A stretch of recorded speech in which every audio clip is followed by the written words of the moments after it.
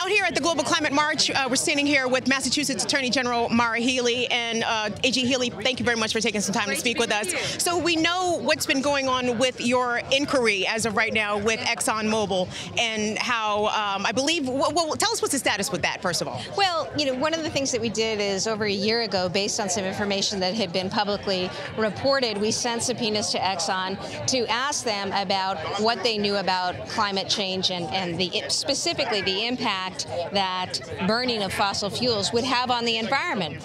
And this is in some ways, a very a case that is like the cases we do as state AGs all the time, where we look at instances where either consumers or the public or shareholders may have been misled.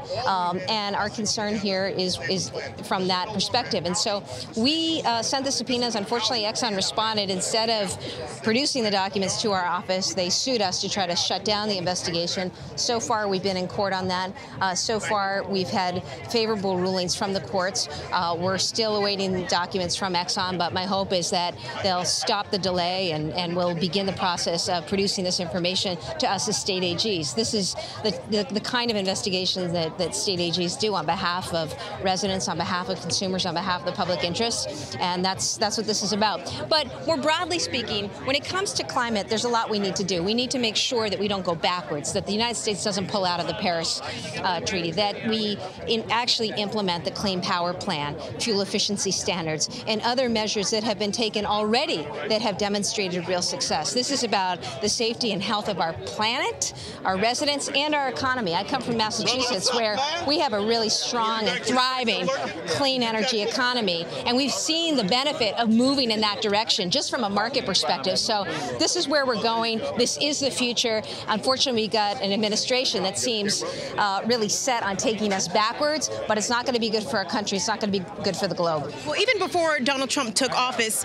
I believe, correct me if I'm wrong here, but your office received a subpoena from Lamar Smith, the chairman of the House and Science Committee, basically at the behest somewhat of Exxon to try to stymie your investigation and A.G. Snyderman of New York State's investigation into Exxon. What's it like to somewhat be attacked by an elected official working at the behest of this fossil fuel company to try to put up obstacles and roadblocks to the investigation that you're trying to do on behalf of the citizens of Massachusetts? Well, you know, I just do my job. I've got a job to do as Attorney General, and my job is to just go out every day and do it. So, you know, unfortunately, that has been the path taken by the House Committee and Chairman Smith. I think it is unwarranted and unjustified. We've been in discussion with them about this issue, but, you know, we need to move forward, and it just can't be that that we have a situation where state AG's authority to investigate on behalf of the public is cut off. That's not good for our country. It's not good for our residents or our interests. So, did the congressman overstep his bounds, in your opinion? Absolutely.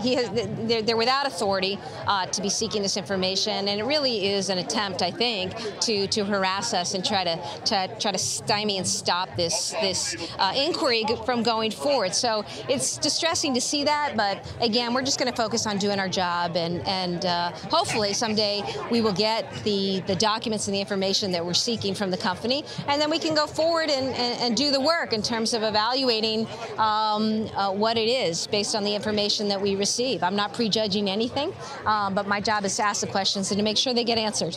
Last question. I know that there was a letter sent to Congressman Smith on behalf of you and A.G. Snyderman from dozens, not dozens, but quite a large number of attorney generals from around the country, including Maryland's own Brian Frosh. What did that mean to you to have AGs step up and say that, no, this is something that is not acceptable coming from the legislature? Well, you know, I think it's important that AGs stand in solidarity. Our job as state AGs is to be out there to represent the public, to represent public interest, to be able to ask questions on behalf of investors and consumers, and we need to be able to do our job. And it is very concerning anytime you see an effort by Congress acting without its authority, this committee, to try to stymie and stop us from doing our job. It is very important that we be able to do our jobs as a matter of being able to hold entities accountable when they need to be held accountable. And we've worked very closely together over the years as state AGs. We were very involved in taking on, remember, some of the bad mortgage practices that got us into the recession. And this is just another example of what is pretty straightforward investigation and work by our office. So I'm glad to see the support from other state AGs. When one is threatened, everyone is threatened. It just can't be that that Congress can interfere with a state law enforcement investigation. That's not a good place for us to be as a country. Attorney General Healey, thank you very much for your time. Pleasure speaking with you. Thank you very much. Introduce you too quickly.